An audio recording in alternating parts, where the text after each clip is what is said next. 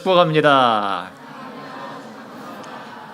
이렇게 한 번 더 인사하시죠. 성도님, 우리 교회 보배이십니다.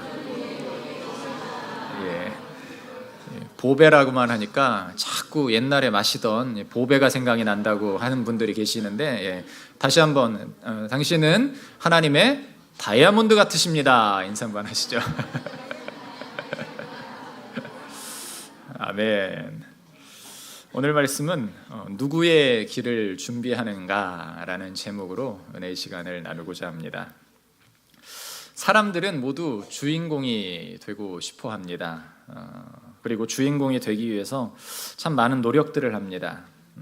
어릴 적 자신의 이 부족한 삶의 환경들을 비관하면서 주인공이 되기 위해서 참 무던히도 애썼던 우리 부모님 세대의 모습들은 너무나도 눈물겨운 사연들이기도 합니다. 개천에서 용난다라는 이 속담처럼 노력하면 된다라는 이런 의식이 우리 가운데 있죠. 분명히 노력해서 이루어진 분들도 있고 노력을 했는데 때로는 또 되지 않는 상황들도 있습니다. 그럼에도 불구하고 이 노력의 흔적들은 여러 모습 속에서 나타나죠.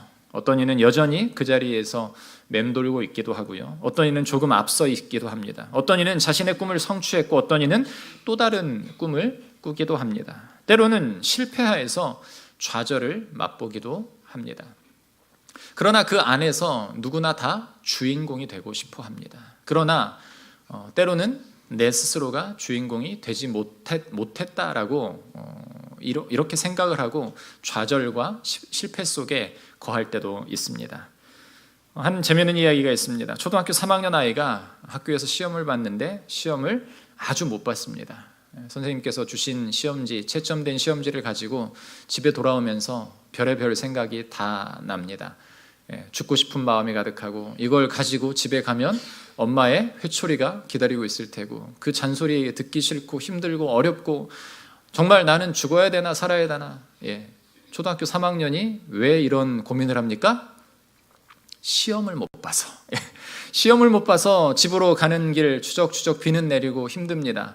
집 앞에 도착해서 문을 딱 여니까 1학년 동생이 울고 있습니다. 서럽게 울고 있습니다. 야, 너 왜 우냐? 라고 형이 물어보니까 그 동생이 이렇게 이야기를 합니다. 먹던 사탕이 바닥에 떨어져서 더러워져서 못 먹게 되었다. 여러분, 그 아이의 가장 큰 좌절과 실패는 무엇입니까? 먹던 사탕이 떨어진 거예요. 그것을 바라보면서 형이 그렇습니다. 고깟 사탕 하나에 인생을 그렇게 좌절과 실패로 울고 있냐? 나는 시험을 망쳤다. 어떤 이들에게나 여러분들 좌절과 실패는 있습니다. 그것이 그 작은 것 하나가 성인이 되어서 그것을 살펴보고 생각해 보면 그것은 정말 웃어 넘길 수 있는 일이었음에도 불구하고 그러한 사소한 것들에 우리의 목숨을 걸었던 때가 때로는 있습니다.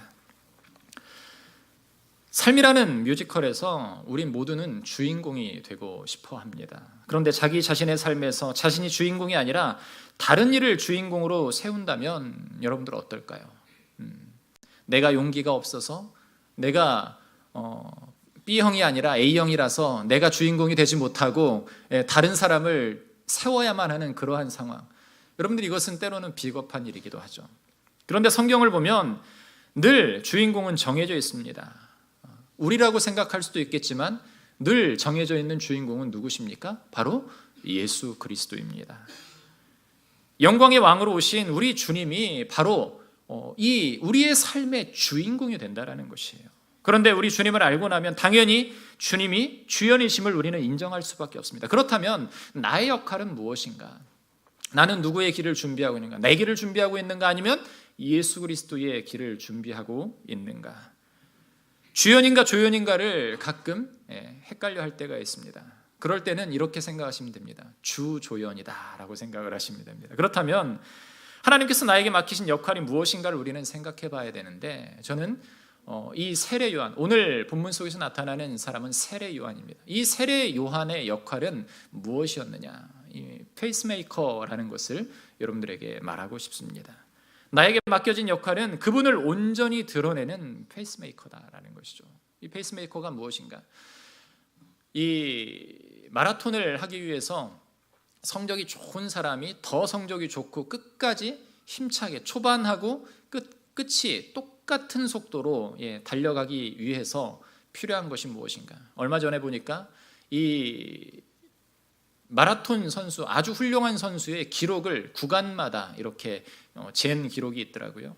10km, 5km대, 10km대, 15km대, 20km대, 30km대, 40km대, 마지막 거의 동일합니다. 몇 초 정도를 100m 이 마라톤 선수가 뛸까요? 100m 속도가 12초대 초반이다라는 것이죠. 어마어마하게 빨리 달리는데 그 속도를 끝까지 유지하고 있더라는 것입니다. 그런데 그것을 초반 페이스를 유지하기 위해서 필요한 것이 무엇인가? 마라톤에 보면 이 페이스메이커라는 게 있습니다. 무엇인가 하냐면은 성적이 좋은 사람이 우승을 할 수 있도록 돕는 자의 역할을 하는 사람을 바로 페이스메이커다라고 합니다. 10km 구간까지 이 페이스메이커는 처음부터 끝까지 달리는 것이 아니라 10km 구간까지만 전속력으로 달리기 시작하는 거예요. 그 사람은 끝까지 달릴 힘이 없습니다. 그러나 10km 구간까지는 선두 그룹을 유지할 수 있는 자다라는 것이죠. 왜 페이스메이커를 이야기를 합니까? 좋은 결과를 내기 위해 때로는 소모품과 같은 역할이 필요하다라는 것이에요. 절대 주인공은 될 수 없습니다. 그런데 하나님은 주 안에서 우리에게 바로 그 역할을 감당하기를 원하고 계신다라는 것입니다. 온전한 희생을 원하시는 것이에요. 그래서 성경은 말합니다. 나 자신을 위해 길을 준비하지 말고 누구를 위해? 예수 그리스도를 위해 그 길을 준비하라. 세례 요한처럼 예수 그리스도의 오심을 예비하는 이 페이스메이커로서 우리가 서야 된다는 것이죠. 나를 드러내는 것이 아니고 오직 오실 예수님을 준비하는 자로서 사는 삶. 여러분들 어떻습니까? 이것은 주연입니까? 조연입니까? 그것은 생각하기에 따라 다릅니다. 그래서 제가 어중뛰게 말하는 것이 주조연.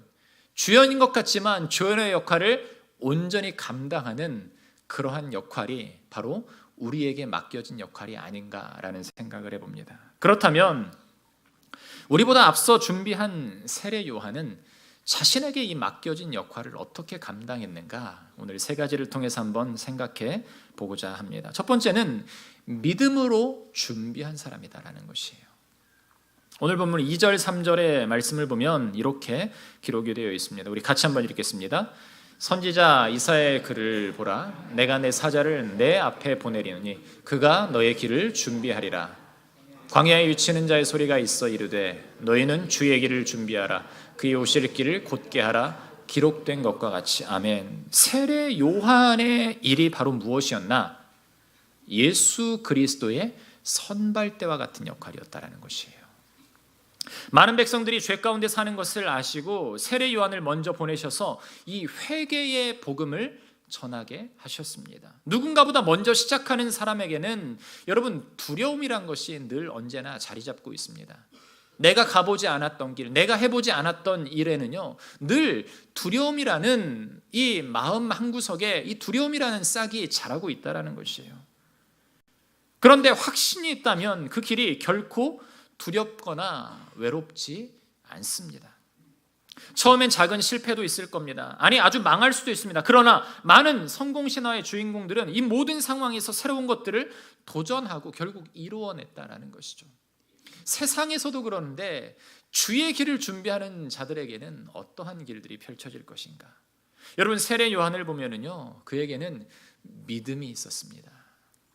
하나님은 세례 요한을 세우시고 사용하십니다. 그가 확신할 수 있었던 것이 무엇인가? 내가 이 자리에 온전하게 서야 될 사람이다 라는 것을 확신하는 이유가 무엇이었을까요? 바로 약속의 사람이었음을 그는 알았기 때문이다라는 것이죠. 이 길을 감당할 수 있는 자가 나라는 그 확신이 있었기 때문에 그래요. 오늘 본문에 보면은 뭐라고 이야기를 합니까? 선지자 이사야의 글에 이렇게 이야기를 하고 있다라고 하면서 이 2절 말씀이 펼쳐지지 않습니까?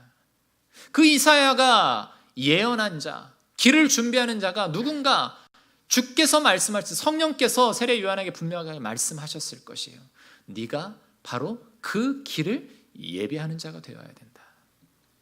말라기에서도 보면은 바로 이 길을 준비하는 자에 대해서 하나님은 예언하고 계십니다. 너희는 주의 길을 준비하라. 그의 오실 길을 곧게 해야 된다. 믿음의 확신이 있기에 여러분들 세례 요한은 사명을 감당할 수 있었습니다. 하나님은 믿음 있는 자를 들어 쓰십니다. 아멘. 바로 여러분들을 들어 쓰신다라는 것이에요. 그런 세례 요한이었기에 하나님은 죄악이 가득하고 교만한 우리 모든 유대인들의 마음을 철저히 회개시키고 변화시키기 위해서 그를 보내셨습니다. 그리고 사용하셨어요. 지금 상태로는 예수님을 모실 수 없어서 그 마음을 바로잡고 돌이키게 하셔서 예수 그리스도를 영접할 수 있도록 하는 것이 바로 누구의 역할? 페이스메이커, 세례 요한의 역할이었다라는 것이에요. 그런데 분명한 것 한 가지를 우리가 발견해야 됩니다. 그것이 무엇인가? 주의 길을 예비하러 온 자 세례 요한의 모습 속에 바로 구약에서 예언한 그 예언의 성취가 나타나고 있다는 것입니다. 4절과 5절을 보니까 뭐라고 이야기를 하고 있어요? 세례 요한이 광야에 이르러 죄사함을 받게 하는 회개의 세계를 전파하니 온 유대 지방과 예루살렘 사람이 다 나아가 자기 죄를 자복하고 요단강에서 그에게 세례를 받더라. 그는 첫째로 그는 자신이 해야 할 일을 분명하게 알았던 사람이에요. 믿음이 있었기 때문에 그가 행해야 될 길이 무엇인가를 알았다라는 것이죠. 사명감 위에서 자신의 일을 아주 당당하게 힘있게 하고 행하고 있습니다. 두 번째로 자신이 해야 할 일을 위해서 어떤 위협이나 어려움에도 당당하게 행하는 사람이었어요. 그래서 6장을 보면은요, 세례 요한은 나중에 어떻게 죽게 됩니까? 헤롯 왕 당시에 헤롯 왕에게서 이 목이 잘려 죽게 되는 모습을 우리가 나중에 보게 될 것이에요. 여러분, 복음을 전하는 사역이라는 것은요, 목숨을 내거는 사역이 되어야 됩니다. 그렇지 않으면 이 페이스메이커로서의 역할을 감당할 수 없다라는 것이에요. 그런데 세례 요한은 그의 앞길이 어떻게 될지 인간적인 길은 생각지 않은 채 무엇만을 바라보며 나아갔을까? 하나님께서 주시는 그 믿음으로, 믿음의 담대함으로 세상 속에서 거룩한 외침을, 때로는 핍박과 때로는 이 두려움 속에서도 있었지만 하나님께서 말씀하신 그 사명을 감당하기 위해서 믿음으로 나아갔다는 것이에요. 당시 유대 사회는요, 상당히 타락했고 부패했습니다. 대제사장이나 이 바리새인들 또 제사장들이 이 가지고 있는 교권의 이 장벽들은 매우 높았습니다. 구석구석 타락하고 썩는 냄새들이 온 지역에 퍼지는 그런 상태였습니다. 아무도 그들에게 당돌하게 회개의 메시지를 전할 수가 없었어요. 여러분, 왜 그렇습니까? 회개를 촉구한다는 것은 바로 죽음을 의미하기 때문에 그래요. 그런데 믿음으로 준비한 세례 요한은 이 일에 최선을 다했고 자신의 사명에 당당했습니다. 이것이 그가 해야 할 사명이기에 회개의 복음을 외치다가 처형까지 당하는 모습을 우리는 보게 됩니다. 사랑하는 성도 여러분, 온전한 믿음으로 서면 우리 모두도 세례 요한과 같은 거룩한 사명자가 될 줄 믿습니다. 아니, 이미 여러분들은 그 길을 온전하게 걸어가시고 계신 줄 저는 보게 됩니다. 나를 위한 인생이 아닌 주님을 위한 인생을 살아가게 된다는 것이에요. 여러분의 사명 중에 가장 귀한 사명이 무엇입니까? 집을 장만하는 것, 무엇을 하는 것, 우리 아이들이 좋은 대학에 가는 것, 취직하는 것, 내 아이들에게 물질을 물려주는 것, 내가 건강하게 100살까지 사는 것, 아마 개인이 가지는 이 삶의 목적들이 분명하게 있을 것이에요. 그러나 예수 그리스도를 믿는 자들의 참된 첫 번째 되는 목적, 우선순위가 무엇이 되어야 될까요? 사명감을 갖는 겁니다. 복음을 통해서 내가 복음의 사명자로 온전히 서서 그 복음을 전파하는 것이야말로 하나님께서 나에게 허락하신 첫 번째 사명임을 기억하는 우리 모든 성도가 되기를 간절히 소원합니다.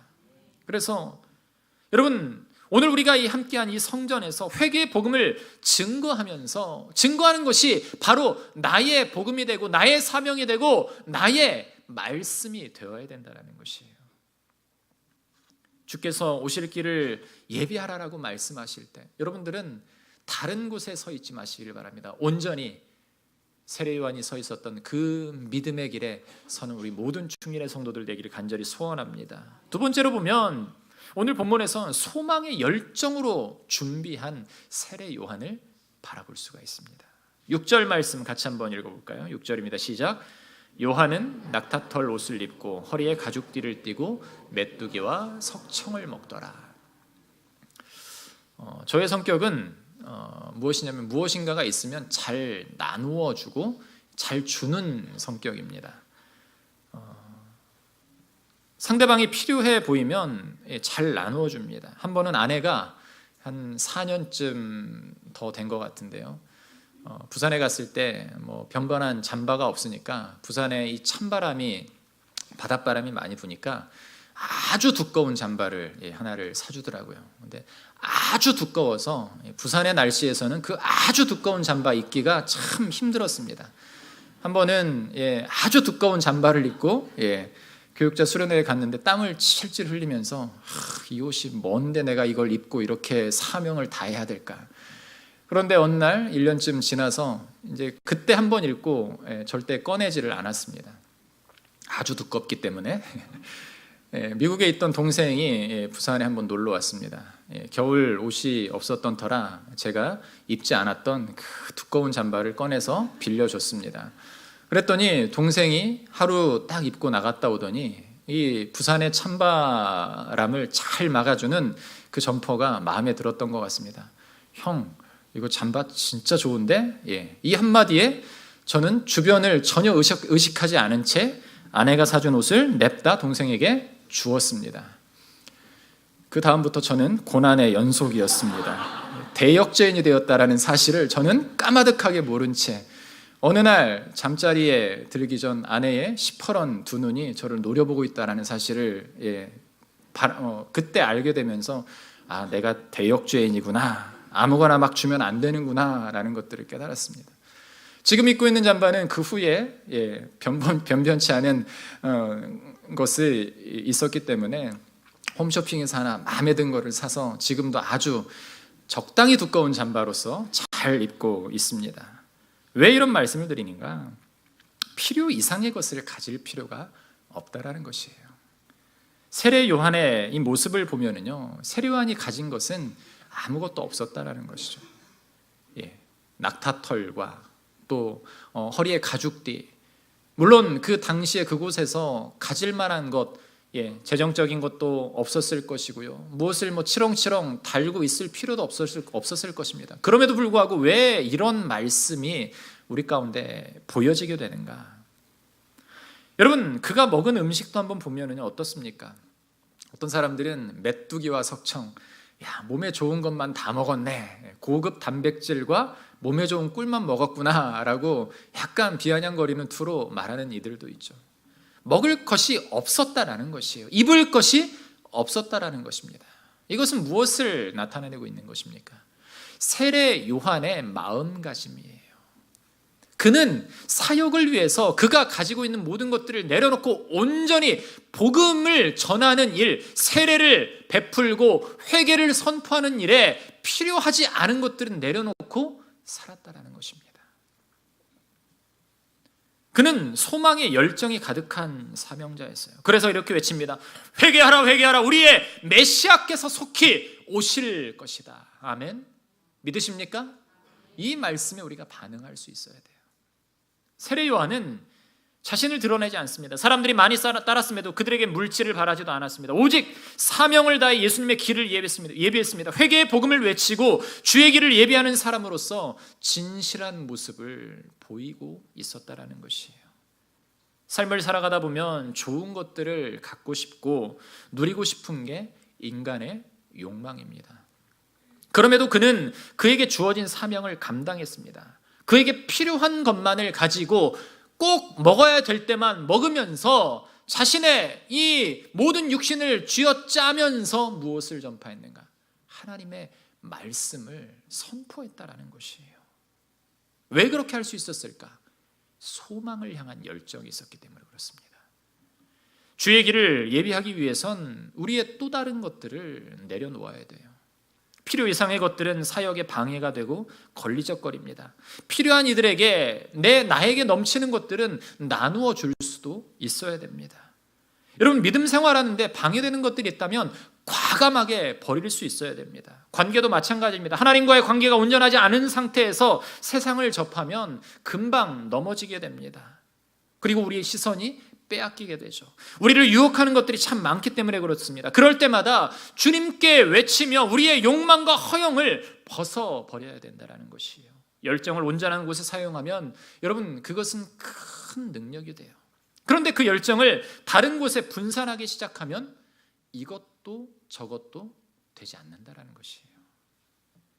5절 말씀을 보면 이렇게 말하고 있습니다. 온 유대 지방과 예루살렘 사이에 다 나아가 자기 죄를 자복하고 요단강에서 그에게 세례를 받더라.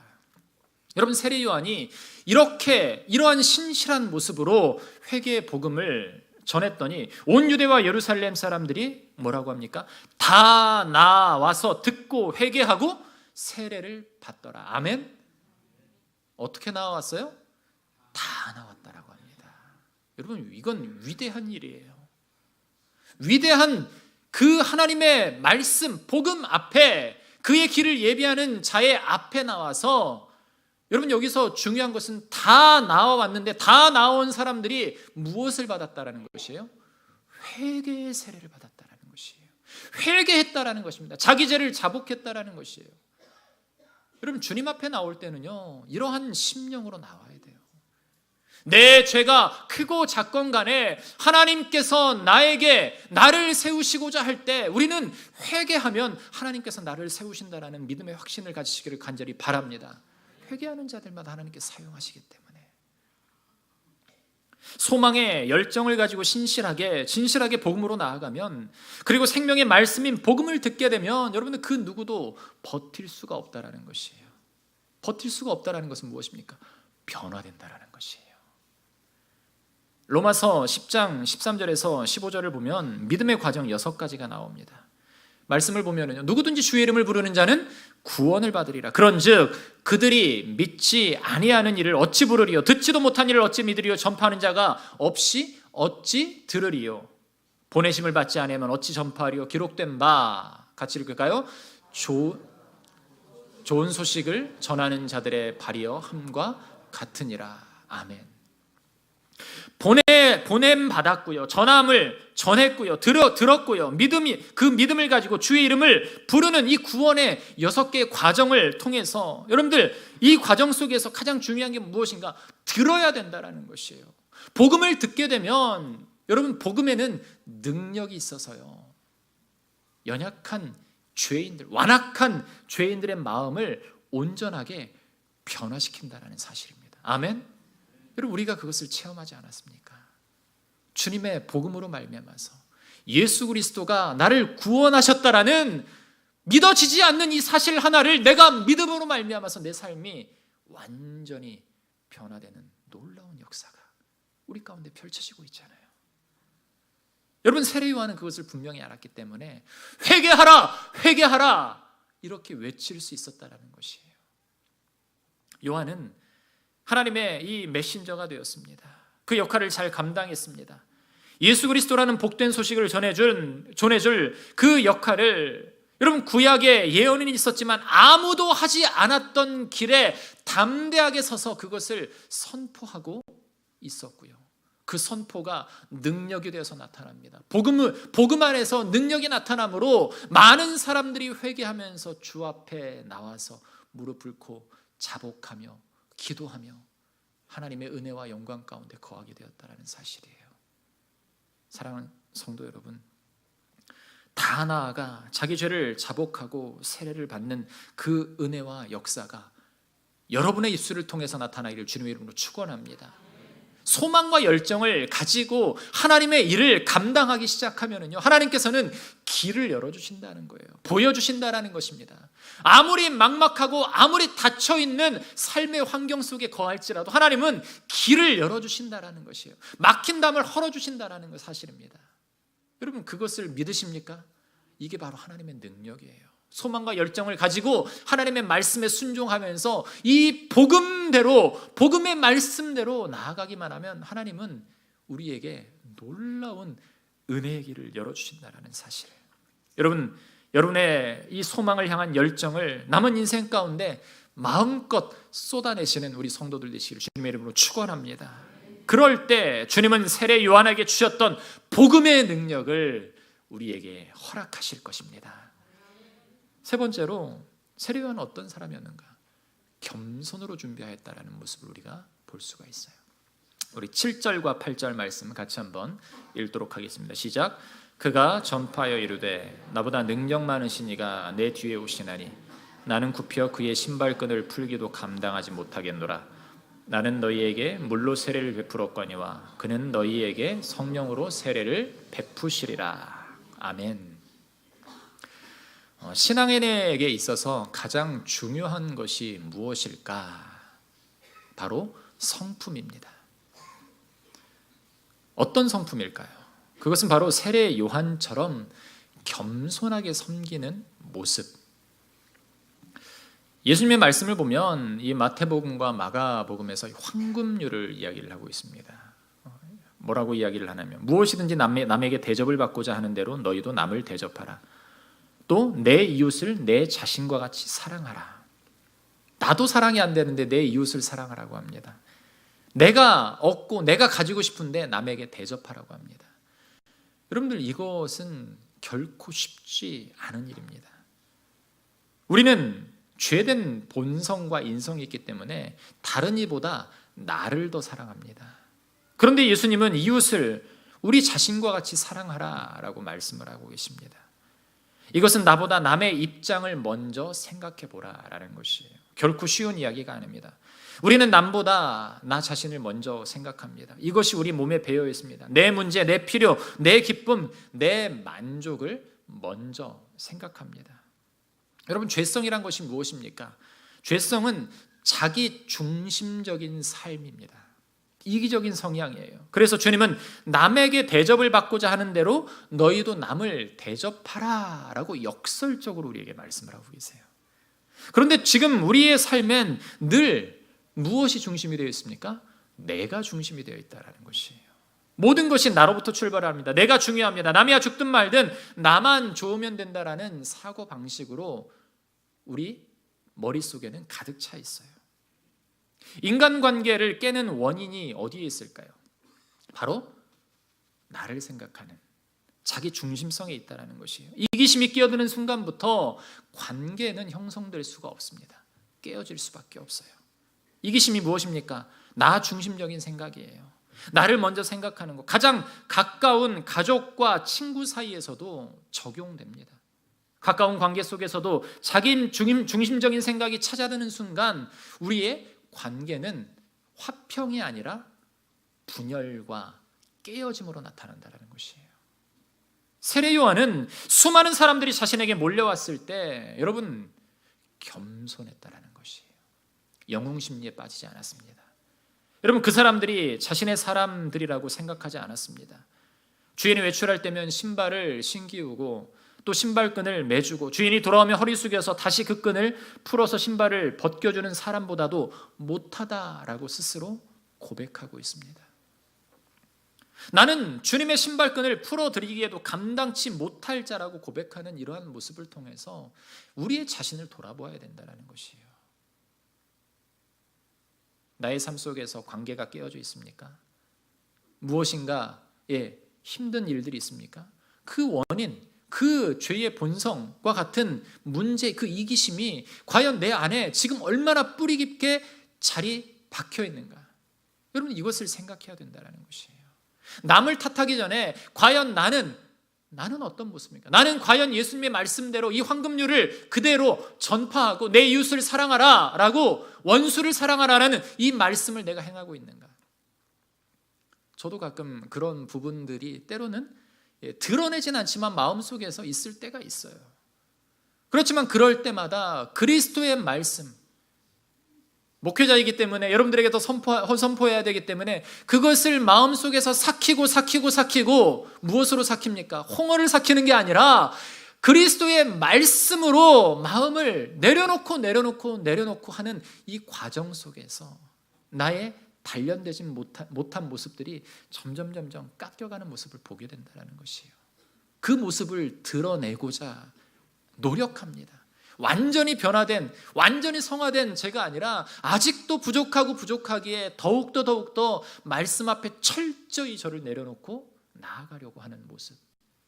우리 모든 성도들이 그런 모습으로 서시기를 주님의 이름으로 축원합니다. 여러분, 오늘 우리의 삶 속에서 한번 바라보세요. 내가 아직도 내 마음에 품어내지 못한 사람이 있다라고 하면요, 여러분, 주님의 마음을 한번 생각해 보세요. 하나님의 마음으로 품어내지 못할 세상 사람은 없습니다. 아멘? 아멘이 좀 작네요. 품으셔야 돼요. 다시 한번, 품어내지 못할 사람이 없음을 믿습니다. 여러분, 세례 요한은요, 그리스도 앞에서 자신을 철저하게 낮추었던 사람이에요. 여러분, 이단들이 왜 이단이 될까요? 처음에는 1단으로 시작해요. 복음으로 시작합니다. 분명히 복음을 잘 아는데 복음을 딱 분석해서 보니까 세례 요한과 같은 모습으로 처음에는 섰다가요, 그 다음에 무엇을 알게 되냐면은 여기서 세상이 주는 이득을 알게 되는 거예요. 그러다 보면은 거기에서 그 이득을 내 삶에다가 1 플러스 1을 해서 뭐가 되는 거예요? 2. 이건 순전히 제 해석입니다. 다를 이자예요. 끝이 다르다라는 이단인데, 여러분들, 하나를 더하면 하나를 더해도 하나가 되어서 온전히 예수 그리스도만을 선포해야 되는데, 이단들이 왜 이단인가? 자기 거에, 복음에 자기 생각을 더해서 하나가 아니라 둘을 만들어 버리는 것이에요.